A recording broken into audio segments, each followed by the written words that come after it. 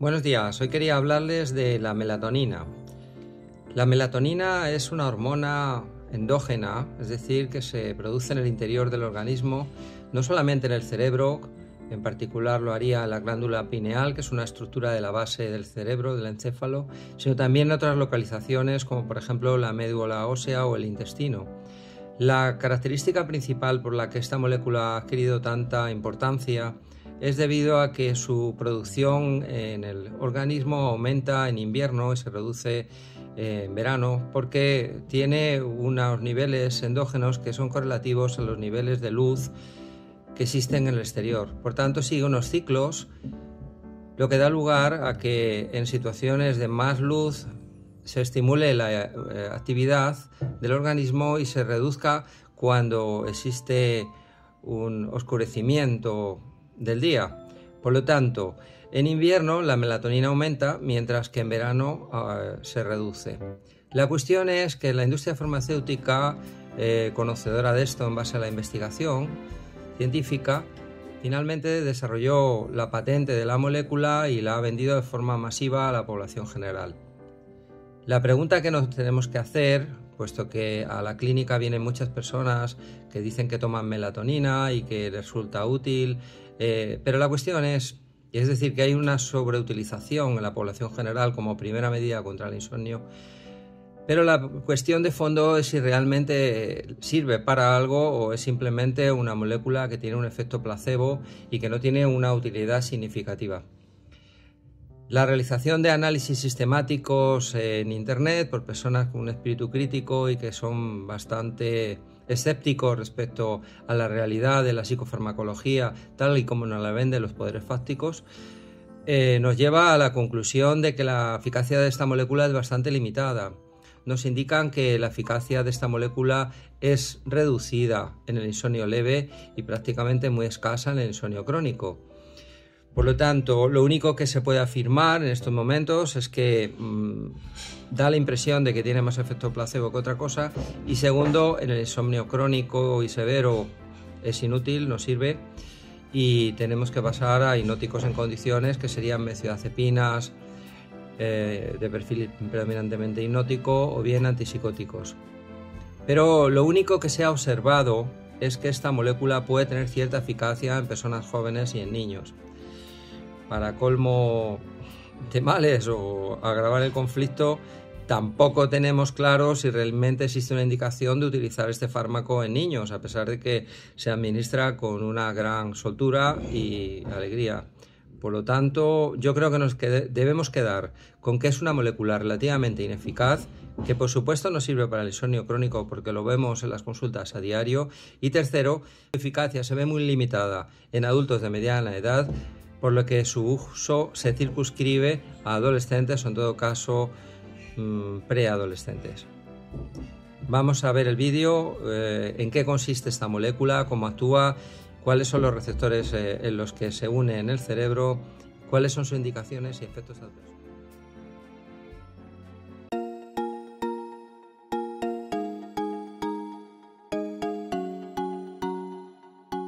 La melatonina es una molécula cuya fórmula química es la N-acetil-5-metoxitriptamina. Es una hormona que está producida en la glándula pineal, que es una estructura que está ubicada en la base del cerebro. De forma simultánea se sintetiza también en otros órganos no endocrinos como la retina, la glándula harderiana, que está localizada en el lacrimal, la médula ósea, la piel, las células del tracto gastrointestinal, el cerebelo y el sistema inmunitario.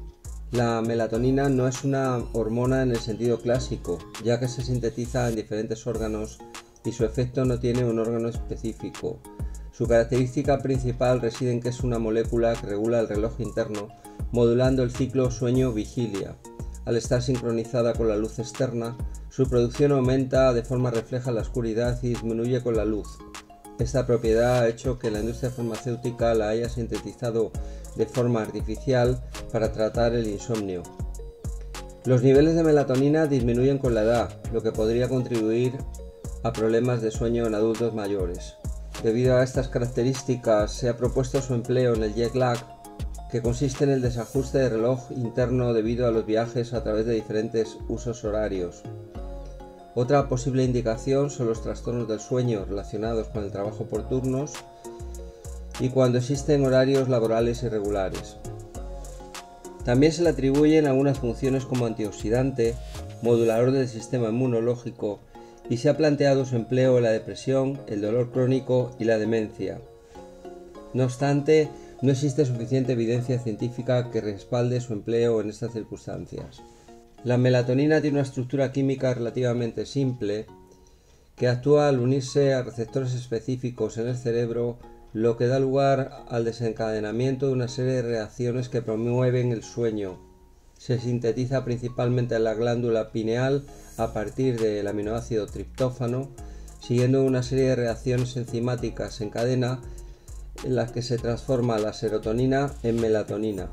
El triptófano es un aminoácido esencial que está presente en múltiples alimentos como el aguacate, la piña, el plátano, el pollo, el salmón y las cerezas.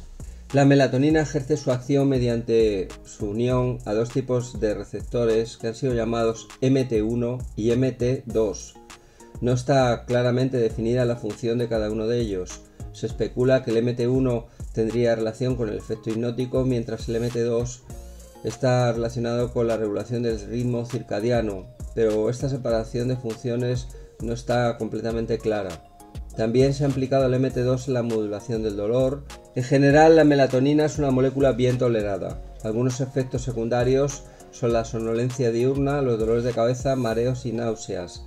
Estas reacciones adversas han sido notificadas cuando las personas sanas han tomado dosis clínicas típicas durante periodos que varían desde días a semanas. En general, su uso se debe evitar en niños y en personas con ciertas afecciones médicas como la diabetes y los trastornos autoinmunes. Se recomienda no utilizar en embarazadas o en periodos de lactancia. Si se combina con el alcohol puede afectar al sueño y empeorar potencialmente los síntomas del jet lag, por lo que se recomienda abstenerse en el consumo de alcohol. La influencia de melatonina sobre la capacidad para conducir y utilizar máquinas es moderada. Esta sustancia puede causar somnolencia al disminuir el estado de alerta durante varias horas, por lo que no se recomienda su uso antes de conducir o utilizar máquinas. La dosis recomendada de melatonina suele ser en adultos de hasta 8 miligramos al día, mientras que en los niños se recomiendan 3 miligramos y no sobrepasar los 3 meses de duración. Con respecto a la evidencia científica en torno a esta molécula, está claro que la melatonina es una sustancia cuyo uso se ha generalizado. Existe una fuerte campaña de marketing que ha incentivado su utilización y la amplia disponibilidad sin receta médica ha hecho que sea una primera elección contra el insomnio para una amplia mayoría de la población general. No obstante, es necesario entender que no es un buen sustituto del descanso y que únicamente puede actuar como un complemento para el insomnio leve. A nivel de investigación se han realizado revisiones sistemáticas y metaanálisis para evaluar su eficacia frente al placebo u otros agentes hipnóticos. En algunos estudios, como el realizado por Kim-Sun Choi en el año 2022, se concluye que no parece ser eficaz en adultos, pero únicamente puede tener cierta utilidad en niños y en adolescentes. Otros estudios, como el realizado por la Sociedad Española del Sueño en el 2020, van en la misma dirección. Los autores españoles concluyen que a pesar del innegable atractivo teórico de este enfoque para el insomnio, hay poca evidencia científica disponible que respalde cualquier beneficio de la melatonina en el uso para el insomnio crónico. Por nuestra parte, los resultados de la investigación están en consonancia con la observación desde la clínica, pues ambas perspectivas sugieren un nivel de eficacia bajo o muy bajo de la melatonina sobre el insomnio. En base a su alta eficacia se puede concluir que su utilización por la población es desmedida, ya que no ofrece una solución definitiva. En un segundo plano, y al igual que el resto de los psicofármacos, no está claro el peso del efecto placebo en su eficacia y requiere próximos estudios para aclarar en qué medida no hay una eficacia real, sino es más bien un efecto psicológico. En todo caso, parece un fármaco que es útil en el insomnio leve en personas jóvenes, pero es francamente ineficaz cuando el insomnio es moderado y severo en adultos de mediana o avanzada edad. Obviamente, cuando el insomnio es severo, refractario y de larga evolución, la melatonina carece de utilidad, por lo que no tiene sentido perder el tiempo en su indicación. Así que hay que optar directamente por benzodiazepinas o antipsicóticos a dosis bajas con marcado perfil hipnótico. con respecto a su empleo en la depresión y en el trastorno afectivo estacional, existen subvariantes de la melatonina que han sido empleadas. La realidad, como afirmaremos en próximos vídeos, es que no existe evidencia científica en cuanto a su utilidad en esta patología.